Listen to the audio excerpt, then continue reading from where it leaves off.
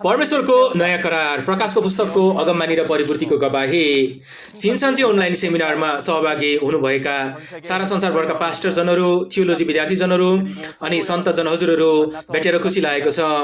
म चाहिँ आजको उद्घोषक फाक पम जुन हुँ। सुरुमा यसरी सिन्चन्जी अनलाइन सेमिनारमा खोजेर आउनुभएको हरेक जनालाई धन्यवादको अभिवादन टक्राउँदछु।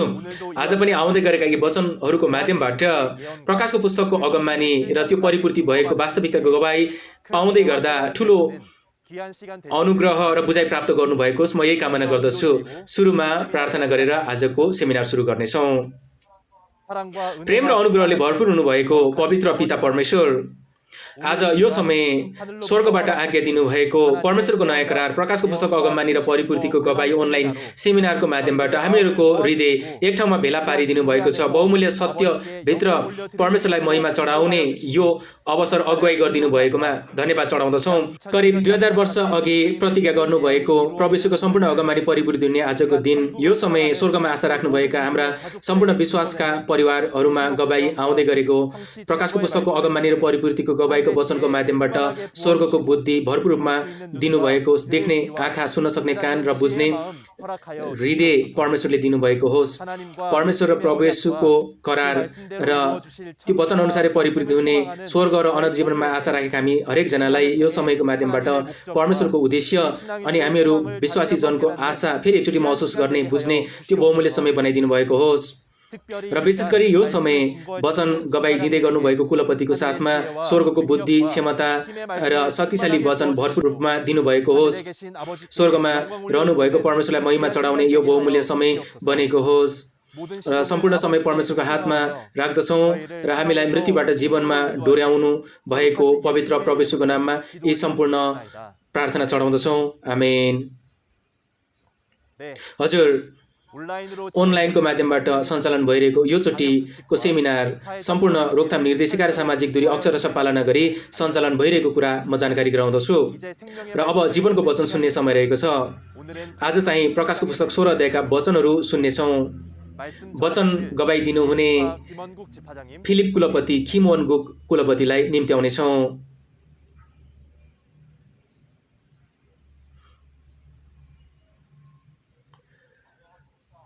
जय मसिह, नमस्ते। स्वर्ग र अनन्त जीवनमा आशा राख्नुभएका संसारभर हरेक राष्ट्रका धर्मावलम्बीजनहरू र विशेष गरी क्रिस्चियन धेरै पास्टरजनहरू र विश्वासका परिवारजनहरू भेटेर साँच्चीकै खुसी लागेको छ। र यो ठाउँमा सँगै आइदिनुभएका हरेकजनालाई परमेश्वरको अनुग्रह र प्रेम भरपूर रूपमा वर्षिएको होस्। प्रभु येशूको नाममा म यही कामना गर्दछु। म चाहिँ प्रभु येशूको चेला फिलिपको नाममा खडा गरिएको सिन्चन्जी फिलिप कुलपति खिमोन गुक हुँ। सुरुमा त यसरी व्यस्त समयभित्र पनि यी बहुमूल्य समय निकाल्नु भएको छ र सिन्चन्जी अनलाइन सेमिनारमा सहभागी हुनु भएकोमा साँच्चै नै ठुलो धन्यवाद टक्राउँदछु। बाइबलभित्र प्रतिज्ञाको वचन अनुसारै कि बहुमूल्य त्यो बुझाइ प्राप्त गर्नुभएको होस् र स्वर्ग जाने बाटोमा सँगसँगै हामी हिँडौँ, यस्तै भएको होस् म कामना गर्दछु। र अब भने प्रभु येशूले बाइबलमा दृष्टान्तमा अगमबानी गर्नुभएका कुराहरू र बेला भएर त्यो अगमबानी अनुसारै पुरा भएका वास्तविकताको रूपमा यकिनका साथमा गवाही दिन गइरहेको छु।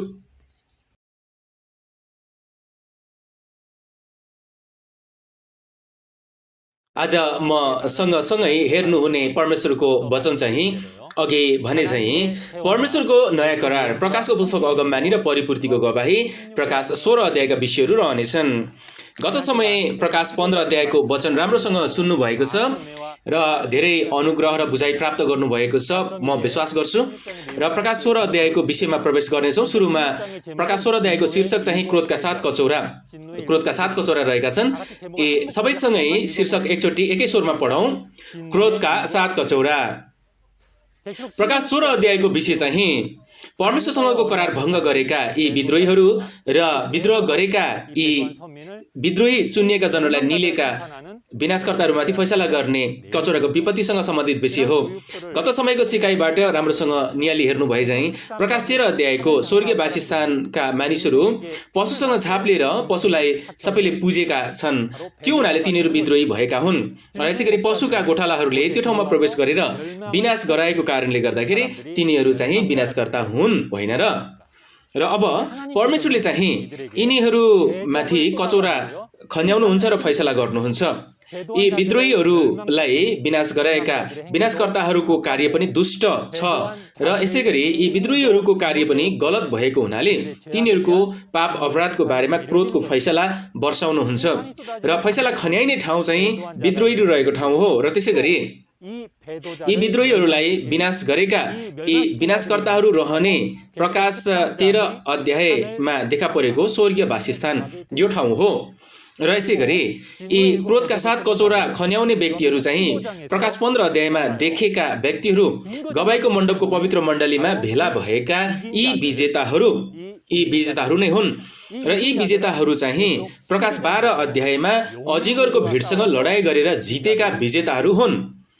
र यी विजेताहरूलाई परमेश्वरको क्रोधको कचौरा बनाइएको कारण चाहिँ प्रकाश 12 र 13 अध्यायमा यी विद्रोहीहरू र विनाशकर्ताहरूले गरेका क्रियाकलापहरू घटनास्थलमा प्रत्यक्ष देखेको र सुनेको कारणले गर्दा हो। र यसरी यी मानिसहरूलाई परमेश्वरले आफ्नो क्रोध यिनीहरूमा भर्नुभयो र विद्रोही र विनाशकर्ताहरूमाथि खन्याएर फैसला गर्नुहुने कुरा बताइने विषय आज सिक्ने प्रकाश 16 अध्यायका विषयहरू हुन्। अनि प्रकाशको पुस्तकमा चाहिँ मुख्य गरी 3 खालका विपत्तिहरू छन्। प्रकाश 6 अध्यायमा 7 मोहरको विपत्ति, यसै गरी प्रकाश 8 र 9 अध्यायमा 7 तुरैको विपत्ति र आज सिक्नुहुने प्रकाश 16 अध्यायको यी कचौराका विपत्ति रहेका छन्। यी कचौराको विपत्ति चाहिँ विद्रोही र विनाशकर्ताहरू सबैमाथि फैसला गर्ने विपत्ति हो र यो विपत्ति प्रकाशको अन्तिम विपत्ति पनि हो। र अब परमेश्वरले चाहिँ यी विद्रोही र विनाशकर्ताहरूलाई फैसला गर्नु हुँदै गर्दा कसरी गर्नुहुन्छ त? जथाभावी फैसला गर्नुहुन्छ र होइन नि, पक्कै पनि होइन। प्रकाश 16 अध्यायको फैसला चाहिँ प्रकाश 6 अध्याय, 8 अध्याय र 9 अध्यायमा यी विनाशकर्ताहरूले यी विद्रोह गरेका व्यक्तिहरूमाथि गरेको जो विनाशको काम त्यसै अनुसार 2 गुणा बदला लिइदिनु हुने घटना हो।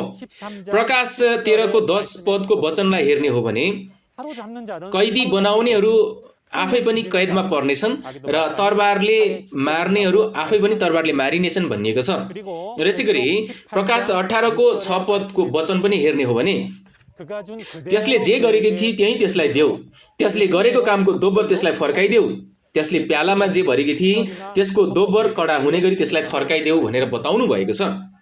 र शैतान समूहका विनाशकर्ताहरू यी प्रकाशको पुस्तक 8 र 9 अध्यायमा परमेश्वरको वासस्थानको मण्डलीलाई निलेर विनाश गरेका छन्। र प्रकाश 16 अध्यायमा अब तिनीहरू पनि त्यसै गरी विनाशमा परेर हराएर जाने विषय हो। विस्तृत विषय चाहिँ मुख्य पदमा प्रवेश गरेर हजुरहरूलाई म वर्णन गर्नेछु। र यसरी यी कचौरा खन्याएर फैसला गरेको नतिजा चाहिँ यी विद्रोही र विनाशकर्ताहरूमाथि हरेक किसिमका विपत्तिहरू आइपर्ने कुरा हो।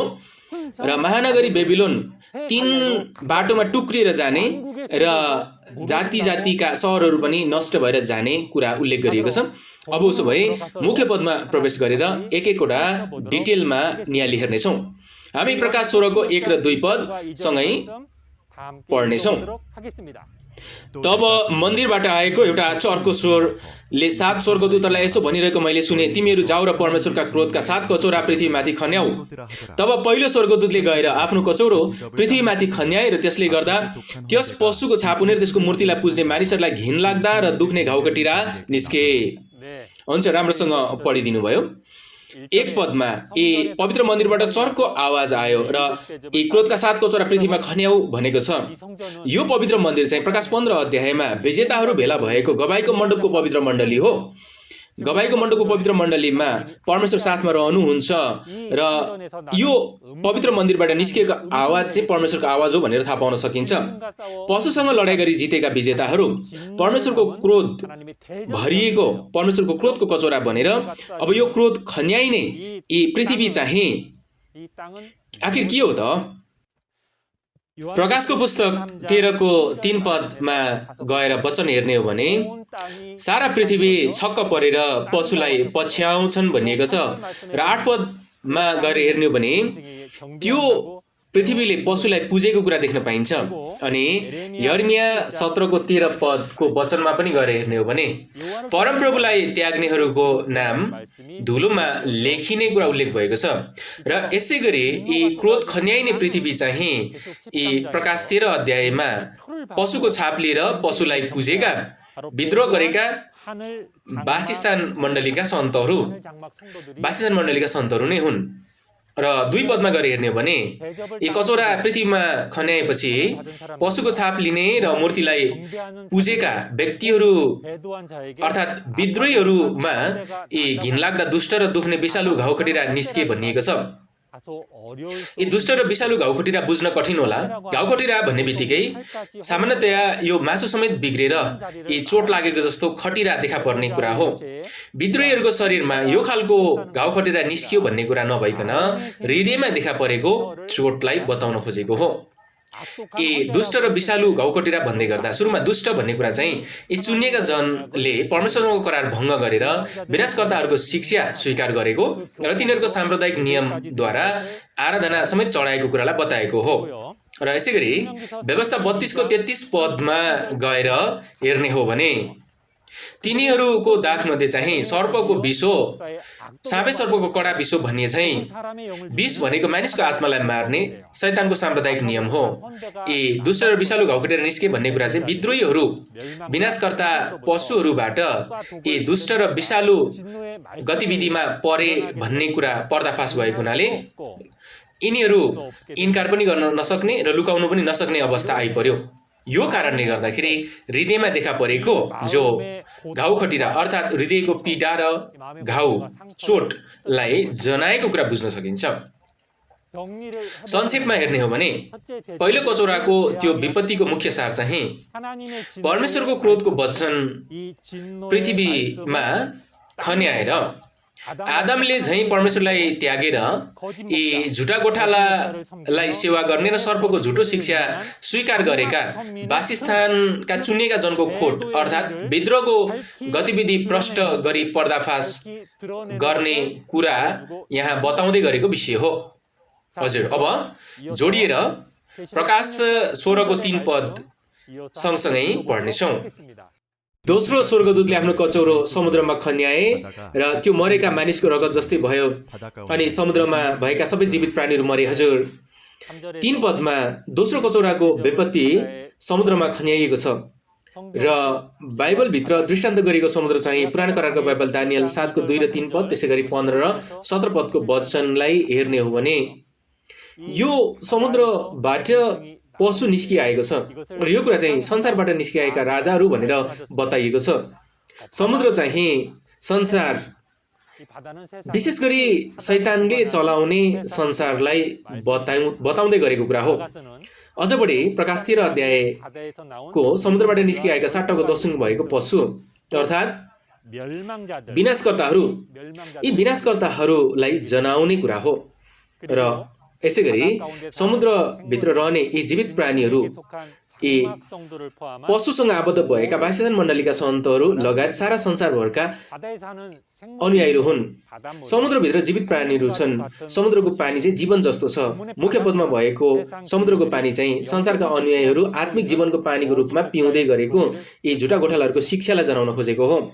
तर यी क्रोधको कचौरा समुद्रमा खन्याइसकेपछि यो समुद्र चाहिँ मरेको मानिसको रगत जस्तै भयो भनिएको छ र यी कुरा चाहिँ कि परमेश्वरको वचनद्वारा यी झुटा गोठालाहरूमाथि फैसला गरिसकेपछि तिनीहरूले सिकाउँदै गरेको यी शैतानको शिक्षा चाहिँ मरेका मानिसको रगत चाहिँ जीवन नभएको जीवनविहीन झुटा वचन भएको कुरा पर्दाफास भएको विषय हो। र यसरी दोस्रो कचौराको विपत्तिको मुख्य सार चाहिँ विनाशकर्ता झुटा गोठालाका शिक्षा जीवन नभएको झुटा वचन असत्य भएको कुरा पर्दाफास गरेको कुरा हो। विनाशकर्ताका वेदीका वचन सुनेका सन्तहरू चाहिँ अब उपरान्त असत्य झुटा वचनको रूपमा पर्दाफास भएको झुटो शिक्षा नसुन्ने बनेको कुरा बताउँदै गरेको विषय हो। अब उसो भए जोडिएर मुख्य पद 4 देखि 7 पद सँगसँगै पढी हेर्नेछौँ। अनि तेस्रो स्वर्गदूतले आफ्नो कचौरो नदीहरू र पानीका मूलहरूमा खन्याए, ती रगते भइहाले। तब पानीको जिम्मा लिने स्वर्गदूतले यसो भनिरहेको मैले सुने, तपाईँ आफ्ना हिंसामा न्याय हुनुहुन्छ, तपाईँ जो हुनुहुन्थ्यो हे पवित्र परमेश्वर, किनभने यसरी नै तपाईँले हिंसाप गर्नुभएको छ। किनभने तिनीहरूले सन्तहरू र अगमवक्ताहरूको रक्तपात गरेका छन् र तपाईँले तिनीहरूलाई रगत पिउन दिनुभएको छ, त्यो तिनीहरूले पाउनै पर्ने हो। तब वेदीले यसो भनिरहेको मैले सुने, हो परमप्रभु परमेश्वर सर्वशक्तिमान, तपाईँका हिंसाप सत्य र न्यायसङ्गत छन्। हजुर, तेस्रो कचौरा चाहिँ स्वर्गदूतले क्रोधको कचौरा नदी र पानीका मूलहरूमा खन्याए। त्यो पानी चाहिँ रगत नै बन्यो र त्यो रगत विरोधीहरूलाई खुवाइएको विषय हो। यहाँ यी पानीले हामीलाई जीवन दिए झैँ बाइबलमा हाम्रो आत्मा प्राणलाई जीवन दिने जो वचनलाई पानीको रूपमा दृष्टान्त गरिएको छ। र पानीको स्रोत भन्न मिल्ने पानीको मूल अथवा मुहान चाहिँ वचन गवाही आउने गोठालोसँग उस्तै कुरा हो। र यी पानीको मूलबाट पानी बग्दै जाने जो नदी अथवा खोला चाहिँ यी वचन प्रचार गर्ने व्यक्तिहरू हुन् भनेर बुझ्न सकिन्छ। त्यो हुनाले यूहन्ना 7:38 पदमा गएर हेर्ने भने प्रभु येशूले चाहिँ मलाई विश्वास गर्ने हरेक जनाको अन्तस्करणबाट जीवनको खोला बगी निस्कनेछ भन्नुभएको छ। प्रकाश 8 अध्यायमा तेस्रो तुरैको आवाजमा यी पानीका मुहान र नदीहरू फैसलामा पर्ने कुरा देखाइएको छ। प्रकाश 8को 10 देखि 11 पदको वचनमा गएर हेर्ने भने कि स्वर्गबाट खसेको एउटा ऐरेलु भनिने यो नामको तारा पानीका मूल र नदीहरूमा खस्छन् र त्यो पानी तितो हुन्छ र धेरै मानिसहरू मर्छन् भनेर लेखिएको छ। र तुरै फुकेको बेलामा फैसलामा पर्ने पानीका मुहान र नदी चाहिँ परमेश्वर समूहका वासस्थान मण्डलीका गोठाला र प्रचार गर्ने व्यक्तिहरू हुन्। तर प्रकाश 16 अध्यायका यी कचौरा खन्याइने पानीका मुहान र नदी यी समूह फरक छ। यो चोटि चाहिँ शैतान समूहका प्रचार गर्ने व्यक्ति र गोठालोहरू हुन्। शैतान समूहका प्रचार गर्ने व्यक्ति र गोठालो फैसलामा पर्ने विषय बन्दछ। यी फैसला चाहिँ प्रकाशको पुस्तक 13 अध्यायमा भएको वचन अनुसारै मारेका व्यक्तिहरू आफै पनि मृत्युमा पर्ने कुरा त्यसै गरी पूरा हुने विषय हो। र यसै गरी कि कचौरा खन्याइसकेपछि पानी रगत बन्यो भन्ने चाहिँ प्रभुको रगत चाहिँ हामीले पिउन पर्ने जीवनको वचनलाई जनाउँछ। तर मुख्य पदमा भएको यो वचन रगत चाहिँ जीवन नभएको विनाशकर्ताको झुटा शिक्षालाई जनाउने विषय हो। अन्ततः यी कचौरा खन्याइएको बेलामा पानीका मुहान र नदीहरू यी रगत भए भन्ने कुरा चाहिँ कि परमेश्वरको क्रोधको वचनबाट यी शैतानसम्मका गोठालो र प्रचार गर्ने व्यक्तिमाथि फैसला भयो। र यी विनाशकर्ताहरूले प्रचार गर्ने जो शिक्षा चाहिँ झुटा वचन अथवा जीवन नभएको असत्य वचनको रूपमा पर्दाफास भएको कुरा हो। जति जति कचौरा खन्याइँदै गयो त्यति नै बार यी विनाशकर्ताहरू आफूहरूका सबै थोक पर्दाफास हुँदै गएको कुरा हो। अनि 6 पदको वचनमा तिनीहरू अर्थात् पशुको भिडले सन्तहरू र अगमवक्ताहरूको रगत बगाएको छ भनिएको छ र तिनीहरूलाई रगत पिलाउनु यो उचित हो भनिएको छ। अब उसो भए यी पशुको भिडले सन्तहरू र अगमवक्ताहरूको रगत बगाएका छन् भन्ने अर्थ के हो त? यो कुरा चाहिँ आदम पछिका धेरै यी सन्तहरू र अगमवक्ताहरूलाई मार्दै आएको व्यक्ति छन्। त्यो चाहिँ दुष्ट आत्मा शैतान दियाबलस हो। आत्माले शरीरलाई प्रयोग गरेर काम गर्छ। अन्त्यको बेलामा यी शैतानले विनाशकर्तालाई चयन गरेर आफ्ना काम गराएको हो। त्यो कारणले विनाशकर्तालाई फैसला गर्ने कुरा चाहिँ को माथि फैसला गर्नुसँग उस्तै हो त? यी तिनीहरूलाई नियन्त्रण गर्ने शैतान दियाबलसमाथि फैसला गर्ने कुरासँग उस्तै कुरा हो। अब उसो भए यी पशुको भेटलाई रगत पिलाउनु यो अर्थ के हो त? यो कुरा चाहिँ विनाशकर्ताले सत्य भनेर जोड दिँदै गरेको तिनीहरूको शिक्षा चाहिँ पिउन नमिल्ने पशुको रगत जस्तो असत्य झुटो वचन भएको कुरा गवाई दिएर थाहा दिने कुरा हो। त्यो आवाज पक्कै पनि तिनीहरूलाई सुन्न नमिठो लाग्छ, तर पनि तिनीहरूको कानमा गुन्जिरहने कुरा हो। यसरी तिनीहरूले पिउन नचाहने रगत तिनीहरूलाई जबरजस्ती कानबाट पिउन लगाइएको भन्ने कुरा हो। प्रकाश 13:10 मा पनि तरबारले मार्नेहरू आफै पनि तरबारले मारिनेछन् भनिएको छ। त्यसै गरी तिनीहरूलाई बदला लिने कुरा हो। प्रकाश 8 अध्याय र 13 अध्यायमा विनाशकर्ताहरूले गरेका जति पनि कामहरू छन्, तिनीहरूले गरेका क्रियाकलापहरू छन्, यी नदी र पानीका मूलहरूलाई रगत बनाएका छन्, त्यो रगत पिलाएर सन्तहरूलाई मारेका छन्। तर अब प्रकाश 16 अध्यायमा चाहिँ शैतान समूहका यी नदी र पानीका मुहानहरूलाई रगत बनाएर यी विनाशकर्ताहरूलाई त्यो रगत पिउन दिएको कुरा हो। र निचोड हेर्ने हो भने तेस्रो कचौराको विपत्तिको मुख्य सार चाहिँ यो कचौरा चाहिँ विनाशकर्ता बनेका झुटा गोठालो र प्रचार गर्ने व्यक्तिमाथि खन्याई, तिनीहरूका शिक्षा झुटा वचन असत्य भएको कुरा पर्दाफास गरेको कुरा हो। अनि विनाशकर्ता पशुलाई उनीहरूको शिक्षा झुटा थियो भन्ने कुरा प्रत्यक्ष सुन्न लगाएको कुरा हो। हजुर, अब जोडिएर मुख्य पद 8 र 9 लाई हामी सबैसँगै पढि हेर्नेछौँ। त्यसपछि चौथो स्वर्गदूतले आफ्नो कचौरो सूर्यमाथि खन्याए र मानिसहरूलाई अग्निले डढाउने अनुमति सूर्यलाई दियो। मानिसहरू प्रचण्ड तापले डढे र तिनीहरूले ती विपत्तिहरूमाथि अधिकार भएका परमेश्वरको नाउँको निन्दा गरे, तर तिनीहरूले प्रस्ताव गर्न र उहाँलाई महिमा दिन इन्कार गरे। जोडिएर चौथो कचौराको विपत्ति हेर्दै गर्दा चौथो स्वर्गदूतले क्रोधको कचौरा सूर्यमाथि खन्याएका छन् र सूर्य चाहिँ अनुमति पाएर मानिसहरूलाई डढाउँछ भनिएको छ। र यहाँ भनिएको यो सूर्य चाहिँ आखिर के हो त? भजन सङ्ग्रह 84 को 11 पदमा गएर हेर्दै गर्दाखेरि दृष्टान्तको सूर्य चाहिँ प्रकृतिको सूर्यलाई उदाहरण बनाइएको आत्मिक सूर्य हो र वचनको ज्योति चम्काउनु हुने परमेश्वर र परमेश्वर समूहका गोठालाहरूलाई जनाउन खोजिएको। तर आत्मिक सूर्य चाहिँ दुई खालका छन्। एउटा चाहिँ चुनिएका जनको वासस्थानलाई डोर्याउने परमेश्वर र उहाँको समूहको गोठालाहरूलाई जनाउने गर्दछ, र अर्को एउटा चाहिँ अन्य जातिका वासस्थानलाई चलाउने शैतान र त्यसका समूहका गोठालाहरूलाई जनाउने गर्दछ। र मुख्य पदमा भनिएको परमेश्वरको क्रोध खन्याइने यो सूर्य चाहिँ यी शैतान समूहका झुटा गोठाला अर्थात् यी शैतानको झुटा गोठालालाई जनाउँदै गरेको कुरा हो। वास्तविकता चाहिँ प्रकाशको पुस्तक 13 अध्यायमा यी पशुबाट सिंहासन र अधिकार प्राप्त गरेर अजगरको सट्टामा बोल्ने पशु अर्थात् छङ्जीकी शिक्षा लिएका पृथ्वीजी नै हुन्, र यो कुरा चाहिँ वास्तविक नाम नभएर उपनाम हो भनेर बुझ्न आवश्यक छ। र क्रोधको कचौरा सूर्यमा खन्याइसकेपछि त्यो सूर्य चाहिँ अनुमति लिएर मानिसहरूलाई आगोले डढाउँछ भनेर भनिएको छ। र यहाँ भनिएको आगो चाहिँ यी झुटा गोठालो रिसाएर खन्याउने यी क्रोधको वचनलाई जनाउने कुरा हो। पशुले चाहिँ परमेश्वरको क्रोध जब आइपर्छ प्रस्ताव गर्नुभन्दा पनि उसले चाहिँ आफूले बन्दी बनाएर राखेका वासस्थान मण्डलीका सन्तहरूलाई क्रोधको वचनले अझ बढी कष्टमा पार्ने कुरा हो।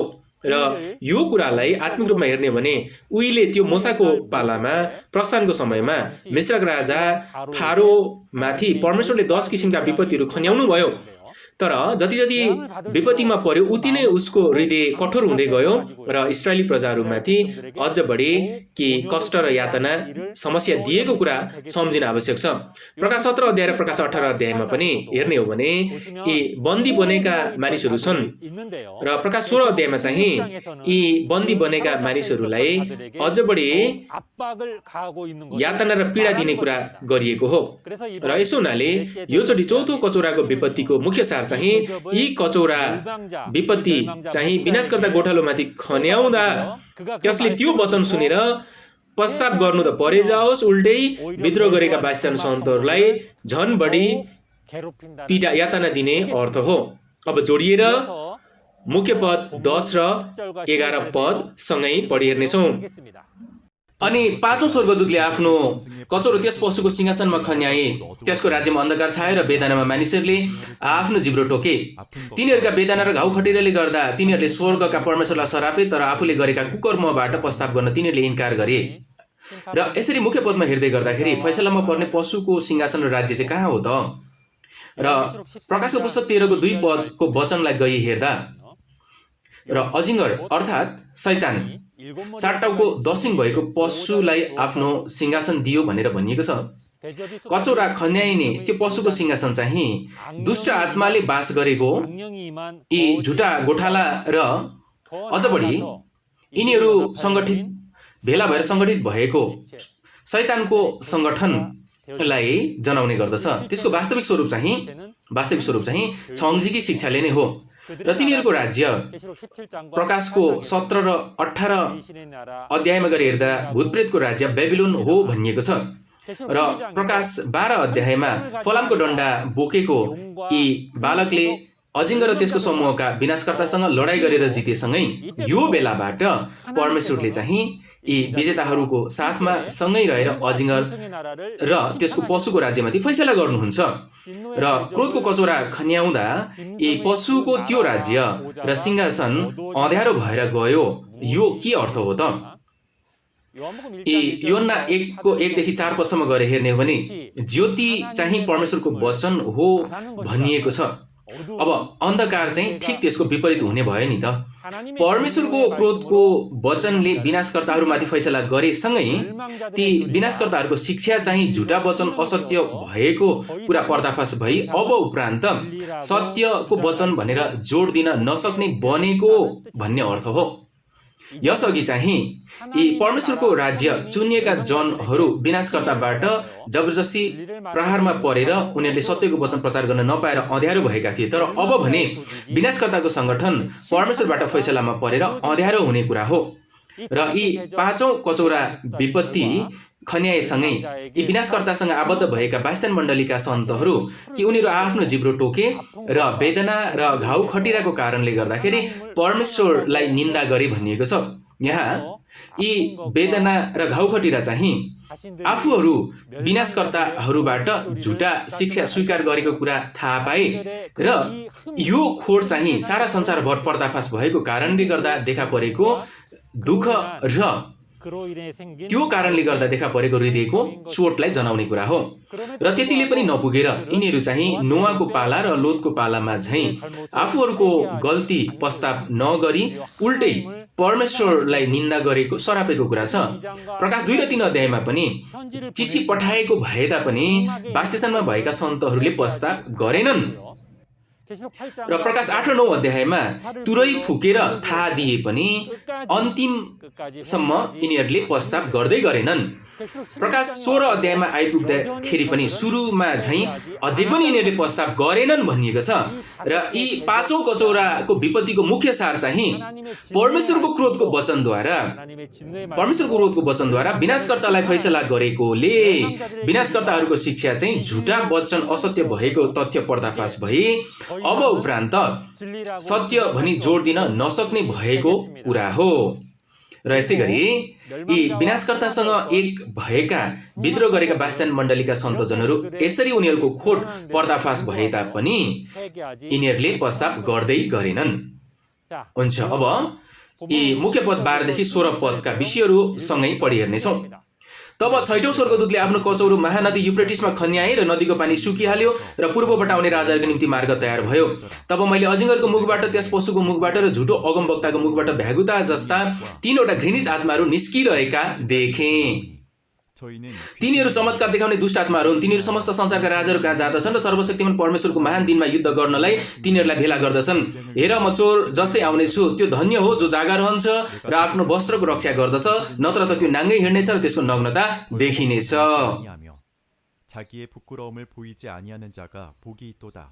तिनीहरूले राजाहरूलाई त्यस ठाउँमा भेला गरे जसलाई हिब्रू भाषामा आर्मागेड्डोन भनिन्छ। हजुर, मुख्य पदको युफ्रेटिस भन्ने कुरा चाहिँ उत्पत्ति 2 को 14 पदमा गएर हेर्दै गर्दा आदमको बेलाको पूर्वको अदनको बगैँचाबाट यी चौथो नदी बगी हिँड्ने क्षेत्रलाई जनाउँदैछ। त्यो दृष्टान्त बनाइएको छ र प्रकाश 9 को 14 पदमा गएर पाप गरेका यी 4 स्वर्गदूतहरू बाँधिएको त्यो नदी त्यो ठाउँ हो। अन्ततः यी शैतान विनाशकर्ताको बास गर्ने ठाउँलाई जनाउने कुरा हो र वास्तविकताको रूपमा यी विनाशकर्ताको गतिविधि सञ्चालन केन्द्र नै हो र त्यसको वास्तविक स्वरूप चाहिँ छङ्जीकी शिक्षाले हो। अनि युफ्रेटिस नदी चाहिँ यिनीहरूमा आबद्ध भएका झुटा गोठालाहरूलाई जनाउने गर्दछ र त्यो नदीको पानी चाहिँ ती गोठालाहरूले प्रचार गर्ने यी झुटा शिक्षा अथवा वचन हुन्। क्रोधको कचौरा चाहिँ युफ्रेटिस नदीमा खन्याएसँगै त्यो नदीको पानी सुक्यो भनेर भनिएको छ। यो कुरा चाहिँ विनाशकर्ताहरूले झुटा वचन सिकाउँदै थिए र खुवाउँदै थिए त्यसको बारेमा फैसला हो। परमेश्वरको क्रोधको वचन चाहिँ यी विनाशकर्ताहरूमाथि फैसला गर्छ र तिनीहरूले अघि सारेको शिक्षा चाहिँ झुटा वचन असत्य भएको कुरा पर्दाफास गर्छ।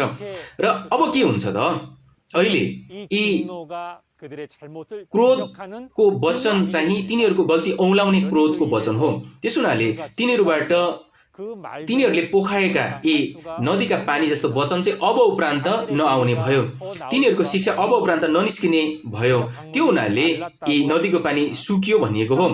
र यसै गरी क्रोधको कचौरा महानदी युफ्रेटिसमा खन्याउँदा त्यसको पानी सुक्यो भन्ने कुरा चाहिँ विनाशकर्ताहरूको शिक्षा चाहिँ अब उपरान्त मानिसहरूको मुखमा नरहने गरी हराएर गयो भन्ने अर्थ हो।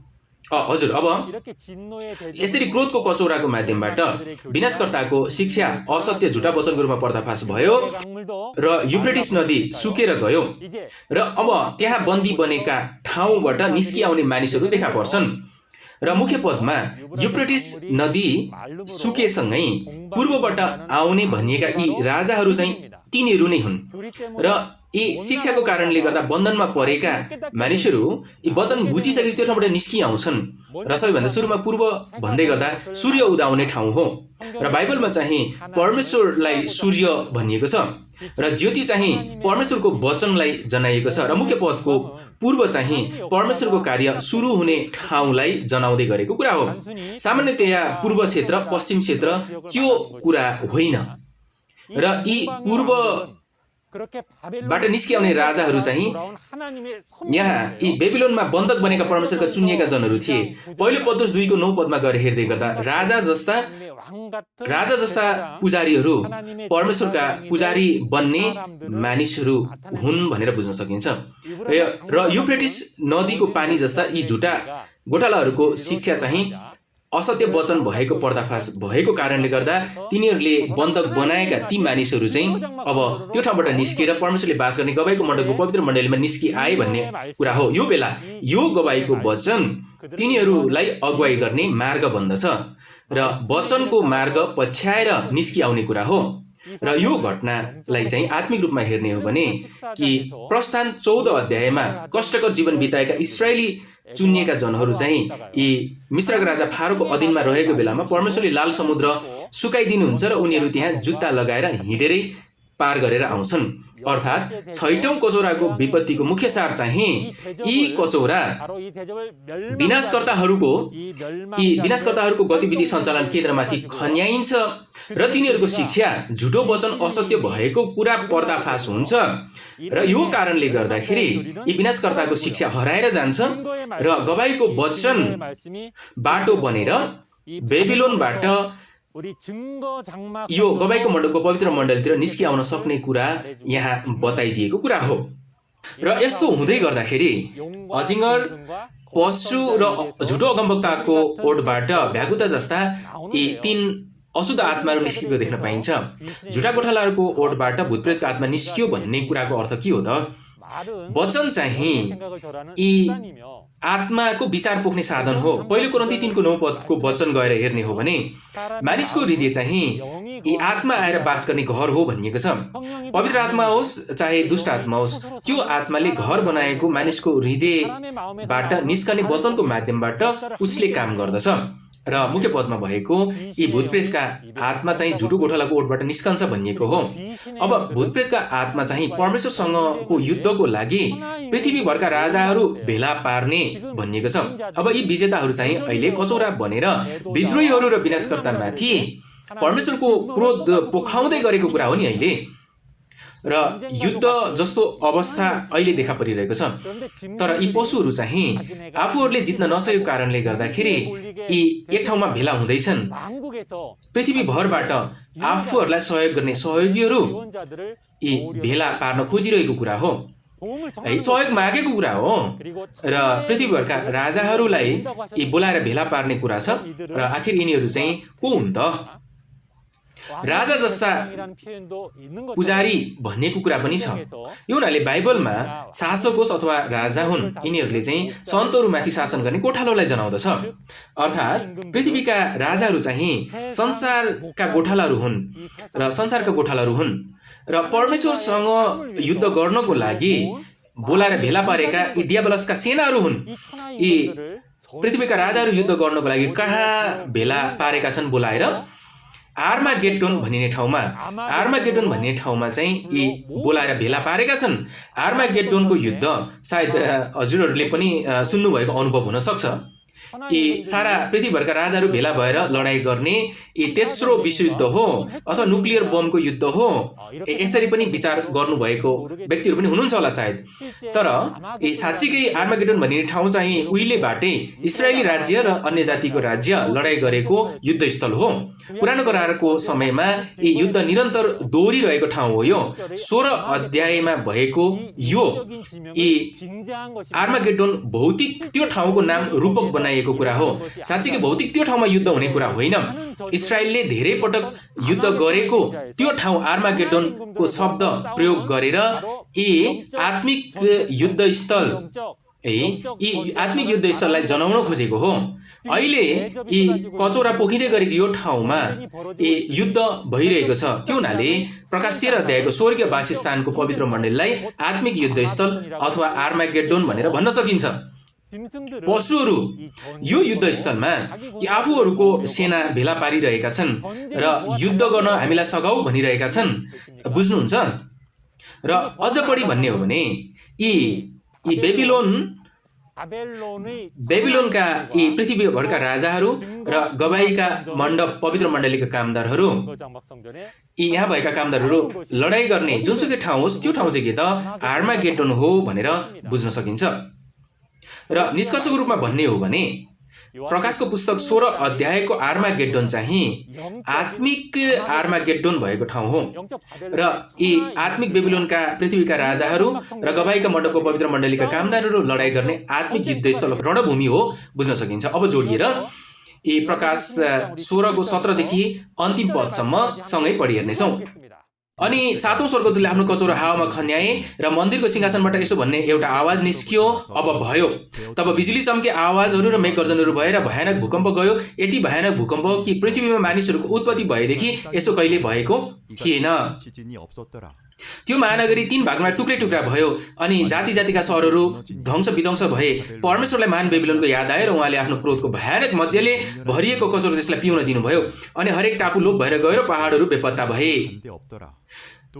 र तौल 1 ट्यालेन्ट भएको असिना मानिसहरूमा ओइरिन लागे। मानिसहरूले असिनाको विपत्तिको कारण परमेश्वरलाई सराप्न लागे किनभने यो विपत्ति अति भयानक थियो। हजुर, अब अन्तिम 7औं कचौराको विपत्ति हावामाथि खन्याइएको छ र यहाँ यो हावामाथि खन्याइयो भन्ने कुरा चाहिँ यी हल्ला खल्ला है, अर्थात् यी प्रेस सञ्चार माध्यमबाट विद्रोही र विनाशकर्ताहरूको वास्तविक यथार्थ थाहा दिने कुरालाई बताएको हो। यी वासस्थान मण्डली भित्र प्रवेश गरेका गोठालाहरू चाहिँ बाइबल अनुसारै समुद्रबाट निस्किआएका 7 टाउको दक्षिण भएका यी पशुहरू हुन्, अर्थात् विनाशकर्ताहरू हुन् र यिनीहरूबाट छाप लिएर पुजेका वासस्थान मण्डलीका सन्तजनहरू बाइबल अनुसार विनाशमा परेका विद्रोहीहरू भएको यथार्थ धेरै ठाउँमा प्रचार भएको कुरा हो। त्यति मात्रै नभएर वासस्थान पवित्र मण्डलीका सन्तजनहरू चाहिँ त्यहाँ भएका प्रचारकहरू चाहिँ टाउकोमा एकचोटि हात राखेको भरमा प्रेस्बिटेरियन धर्मको पास्टर बनेको यी अवैधानिक कुराहरू पर्चा र सञ्चार माध्यमबाट देशैभर फिजिएको कुरा हो र यो गवाईको आवाज चाहिँ ओठबाट ओठमा प्रचार हुँदै टाढा टाढासम्म फैलिएको थियो र यो कचौराको असर चाहिँ कुनै पनि कचौराको असर भन्दा ठूलो थियो र विद्रोह र विनाशको खबर फैलिए सँगसँगै गवाईको मण्डपको पवित्र मण्डलीमा ओर्ली आउनु भएको परमेश्वरले अब भयो है भन्नुभएको कुरा हो र यो बेला देखा पर्ने बिजुली चाहिँ आत्माहरूको छिटो छिटो काम गर्ने स्वरूपलाई बताउन खोजेको हो र आवाज र गर्जनहरू चाहिँ परमेश्वरको फैसला र क्रोधको वचनलाई जनाउन खोजेको हो। र यसै गरी यी भयानक भूकम्प चाहिँ विनाशकर्ता समूहमा आबद्ध भई आत्मिक निन्द्रामा परेका सन्तहरूको हृदय हलचल हुने कुरालाई बताएको हो र आफूहरू आबद्ध भएको त्यो सम्प्रदाय चाहिँ उद्धार भएको सुरक्षित सत्यपन्थी हो भनेर विश्वास गरेका थिए, तर शैतानले कार्य गरेको ठाउँ पो रहेछ भन्ने कुरा पर्दाफास भएको हुनाले हृदय कम्पन हुनु बाहेक अरू विकल्प रहेन। र यसरी सातौं कचौराको विपत्तिको मुख्य सार चाहिँ यो कचौरा हाउमा खन्याइदिने कुरा चाहिँ सञ्चार माध्यम अर्थात् यी मिडियाहरूलाई बताएको हो र यी विद्रोही र विनाशकर्ताका गतिविधि अर्थात् विद्रोह गरेको पहिलो वासस्थानमा रहेको घटनालाई यी देशैभर थाहा दिएकोले सारा मण्डलीले यी वास्तविकता थाहा पाउने घटना बताउँदै गरेको कुरा हो। यी अन्तिम सातौं कचौराको विपत्तिमा महानगरी बेबिलोन चाहिँ 3 भागमा टुक्रै टुक्रा भएर हराएको कुरा छ र यी मुख्य पदको महानगरी बेबिलोन चाहिँ शैतानको सिंहासन रहेको भूतप्रेतको वासस्थान हो र 3 भागमा टुक्रियो भन्ने कुरा चाहिँ वासस्थानको मण्डली, यी भूतप्रेतको राज्य बेबिलोन अनि गवाईको मण्डलको पवित्र मण्डली यी 3 भागमा विभाजित भएको कुरा हो। र यो कुरा चाहिँ विद्रोही विनाशकर्ता र उद्धारकर्ताको वासस्थानको रूपमा छुट्टिएको कुरा हो। यी दुष्टहरू दुष्टहरूसँग र असलहरू चाहिँ असलहरूसँग एक ठाउँमा भेला भएको कुरा हो। र यसै गरी बेबिलोन सहरमाथि फैसला गरे सँगसँगै नष्ट हुने चाहिँ जाति जातिका सहरहरू र टापु अनि पहाडहरू चाहिँ के हुन् त? यी संसारभित्र रहेका धेरै मण्डलीहरूलाई जनाएको कुरा हो र वास्तविकता चाहिँ देशैभर फैलिएका छङ्जिकी शिक्षालेका शाखाहरू यी शाखाहरूलाई बताउन खोजेको हो। र टापु र पहाडहरू भागेर जाने ठाउँ पाएन, बेपत्ता भए। यो अर्थ चाहिँ यी परमेश्वरको क्रोधमा परेको बेबिलोनको ठाउँ अब फैसलामा परेर हराएर गयो भन्ने हो। र सातौं कचौराको विपत्तिमा बाँकी रहेको एउटा सजाय रहेको छ, त्यो चाहिँ तौल 1 ट्यालेन्ट भएको यी ठुलो असिनाको विपत्ति बाँकी रहेको छ।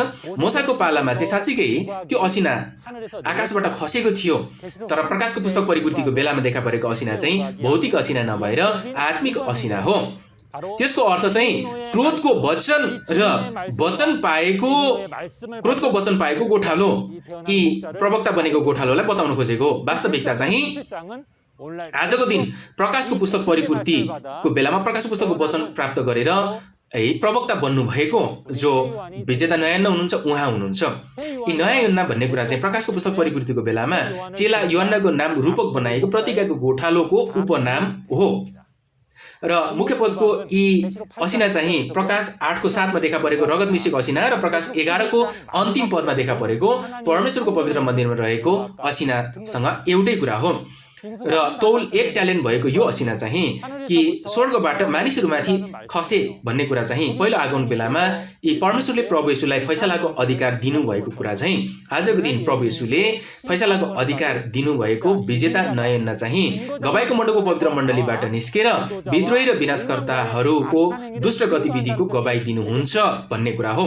यहाँसम्म हामी प्रकाश 16 अध्यायका विषयहरूलाई नियाली हेरेका छौँ र अब आजको वचनको निष्कर्ष निकाली हेरौँ। सबैभन्दा सुरुमा कि परमेश्वरको सिंहासन सामुन्ने काँचको समुद्र किनारमा भेला भएका विजेताहरूलाई परमेश्वरको क्रोधको कचौरा बनाएर यी विद्रोही र विनाशकर्तामाथि फैसला गरेको कुरा थाहा दिने विषय हो। र त्यसै गरी दोस्रोमा यी विद्रोही र विनाशकर्ताहरूमाथि फैसला गर्ने क्रोधको कचौराको फैसला चाहिँ यी प्रकाश 10 अध्यायमा समुद्र र पृथ्वीलाई कुल्चिएका स्वर्गदूतको स्वरूप देखाइदिनु भएको र यी विद्रोही र विनाशकर्तालाई फैसला गर्नुहुने त्यो कुरा यी थाहा दिनु भएको वचन अनुसारै पूरा भएको विषय बनेको छ। तेस्रो यी 8, 9 अध्याय र 13 अध्यायमा यी अजिङ्गरको भेट पशुले जुन गतिविधि गरेका छन् ठीक त्यसै गरी तिनीहरूमाथि दोब्बर बदला लिइदिनु हुने फैसला रहेको छ। र यसै गरी चौथोमा चाहिँ यी प्रकाश 16 अध्यायको फैसला चाहिँ विनाशकर्तामाथि फैसला गरे सँगसँगै यी प्रकाश 6 अध्यायमा यी शहीदहरूको रगतको बदला लिइदिनुहोस् भन्ने त्यो वचन पूरा भएको विषय हो। र अनि प्रकाश 16 अध्यायको फैसला चाहिँ 6000 वर्ष अवधि परमेश्वरले पर्खेर बस्नु भएको हृदयका ती आहट क्रोधको फैसला बनेको कुरा हो। यसको माध्यमबाट कि शैतानले आदमको पापपछि शासन गर्दै आएको अधीनमा राखेको यो शैतानको संसारलाई अन्त्य गरेर परमेश्वरले शासन गर्ने संसार स्थापित हुने आशाले भरिएको वचन हो यो। र यसरी हामीले प्रकाश 16 अध्यायका यी क्रोधका 7 कचौराको फैसलाको बारेका वचनहरू समापन गरेका छौँ। अर्कोचोटि चाहिँ प्रकाश 17 अध्यायमा यी विनाशकर्ता बेस्या 60 टाउको दसिङ भएको पशुको रहस्य के हो भन्ने बारेमा अनि झुटा गोठाला र झुटा गोठालाले दिने शैतानको भोजन यी कामवासनाको दाख मध्येको वास्तविक स्वरूप के हो भन्ने बारेमा गवाही दिइँदैछ। हजुरहरू पनि अर्कोचोटि अनिवार्य पनि उपस्थित हुनुहोस् र ती वास्तविक स्वरूपको बारेमा छानबिन गर्नुहोस्। सत्यको वचनबाट एक बन्ने समय बनेकोस्, म यही कामना गर्दछु। यो ठाउँमा सँगै रहनुभएका धेरै पास्टरजनहरू, पृथ्वीभरका विश्वासका परिवारजन हजुरहरू, हामी चाहिँ एउटै स्वर्गमुनि बाइबलको वचन हेरिरहेका छौँ। हामी चाहिँ जाति र भाषा फरक भए तापनि परमेश्वरको वचन चाहने त्यो हृदय साँचो छ, उत्कट छ र आजको दिनसम्म स्वर्ग र अनन्त जीवनको लागि नै विश्वासको जीवन बिताउँदै आइरहेका छौँ। विश्वासका जनहरूले आफ्नो राखेको आशा र परमेश्वरलाई चिन्ने तरिका चाहिँ एउटै मात्रै हजुरहरूले बोक्नु भएको यी बाइबलको वचन नै हो। हामीले बाइबलबाटै विश्वासको जीवन सुरु गरेको भने बाइबल अनुसारकै विश्वासको जीवन बिताउनुपर्छ, अनि बल्ल आशा पुरा हुन्छ। र यो नयाँ करार प्रकाशको पुस्तकको अगमबानी र वास्तविकतालाई विश्वास गरेर आशा गरेको स्वर्गभित्र प्रवेश गर्नुहोस्, म कामना गर्दछु। हजुरहरू सिन्चनजी प्रतिज्ञाको गोठालो चाहिँ प्रकाशको पुस्तक परिपूर्ति भएको घटनास्थलमा यी सबै कुराहरू देखेर सुन्नुभएको अनि प्रचार गर भन्ने आज्ञा पाउनु भएकोले अहिलेसम्म संसारभरका यी सारा मण्डलीहरूलाई नबिसाइकन निरन्तर गवाही दिइरहनु भएको छ। र अझ बढी प्रभु येशूको सिकाइ कार्यान्वयन गर्नको लागि यी पृथ्वीभरको शान्ति स्थापनाको लागि काम गर्दै आउनु भएको छ। सारा संसारभरका हरेक राष्ट्रका भूतपूर्व वर्तमान राष्ट्रपतिहरू र प्रधान न्यायाधीशहरू र सभामुखहरू र हरेक राष्ट्रका यी विश्वविद्यालयहरू र सामाजिक सङ्घ संस्थाहरू र धर्मका अगुवाहरूसँग सँगसँगै वी आर वान भनेर साउटिङ गरिरहनु भएको छ, एक हुने काम गरिरहनु भएको छ। त्यति मात्रै होइन, हाम्रो सिन्चनजी चाहिँ एकअर्कामा प्रेम गरेर अनि शान्तिको वातावरण बनाएर परमेश्वरलाई साथमा राखेर सँगसँगै विश्वासको जीवन बिताउन चाहन्छौँ। र सारा संसारभरका मानिसहरू, विश्वासीजनहरूलाई यी प्रकाशको पुस्तक परिपूर्ति भएका गवाहीहरू बाँडिरहेका छौँ। र यी प्रकाशित वचनहरू सुनेर सारा संसारभरका पास्टरजनहरू धेरैजनाले हामीसँग एमयु गर्न चाहनु भएको छ। र यतिका समयसम्म प्रकाशको पुस्तकका वचनहरू जान्न चाहे पनि नपाएका धेरै पास्टरजनहरू प्रकाशको पुस्तकको अगमबानी र त्यसको परिपूर्ति थाहा पाउन पर्छ भनेर एउटै आवाज निकालिरहनु भएको छ। र प्रकाशको पुस्तकका वचनहरू सिकेर सन्तहरूलाई सिकाउन पर्छ भनेर यी सेमिनारमा यी सहभागी हुनुभएका धेरैजना पास्टरजनहरूले आफैले अनुरोध गरिरहनु भएको छ। यति कठिन घडीमा पनि प्रकाशको पुस्तकको वचनद्वारा आशा प्रसार गर्दै गर्नुभएको सिन्चनजी चेयरम्यान र सिन्चनजी प्रति धन्यवाद ज्ञापन गरिरहनु भएको छ। र हामीहरूले विश्वास गरेको परमेश्वर एकजना हुनुहुन्छ र प्रभु येशू पनि एकजना हुनुहुन्छ र हामीले हेर्दै गरेको बाइबल पनि जम्मा एउटा मात्रै हो। र सारा संसारभरका मानिसहरूले चाहिँ सत्यभित्र आएर एक बनेर एकअर्कामा प्रेम गरेर यी साँचो शान्तिको संसार बनाउने हो भने हामीले आशा गरेको त्यो सुन्दर संसार पुरा हुँदैन र पक्कै पनि हुन्छ। परमेश्वरको राज्य स्वर्ग शान्ति, स्वतन्त्रता, प्रेम मात्रै भरिएको त्यो स्वर्गलोकमा सँगसँगै अनन्तसम्म बाँचौँ, म यही अपेक्षा गर्दछु। अब हामी सबैसँगै सबै जाति आशिषको स्रोत हुनुभएको परमेश्वरभित्र एक बनौँ। We are one. हजुर धन्यवाद। वचन यहाँसम्म राख्छु र म छोटोमा प्रतिनिधि प्रार्थना चढाउनेछु।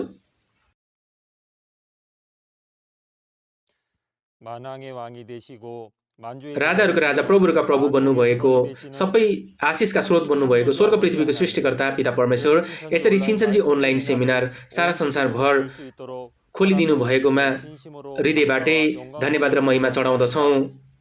धार्मिकताको निम्ति भोकाएका र तिर्खाएका सारा यी आत्मा प्राणहरू खोजेर यो ठाउँमा आउनुभएको छ। स्वर्गको ठुलो बुझाइ र महसुस दिनुभएको, विशेष गरी हरेक राष्ट्रबाट आउनुभएका पास्टरजनहरूलाई विशेष आत्माको तागत र क्षमता दिनुभएको होस्।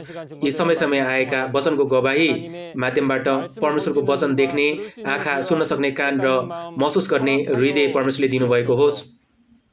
र 2000 वर्ष अगाडि प्रभु येशूको चेलाको स्वीकारोक्ति झैँ प्रभुको अनन्त जीवनको वचन यहाँ छ, हामी चाहिँ कसका जाउँ भन्नुभए झैँ सारा धर्मका विश्वासीजनहरू र सारा संसारभरका धेरै पास्टरजनहरू यी अनन्त जीवनको वचन, सत्यको वचन, जीवनको वचन, आजको दिन पुरा भएका प्रकाशित वचन खोज्न सक्ने त्यो हृदय दिनुभएको होस् र सबैजना बुझेर महसुस गरेर सत्यको वचन, जीवनको वचन, प्रकाशित वचनद्वारा सारा संसार एक बन्न सक्ने गरी परमेश्वरले कार्य गरिदिनु भएको होस्।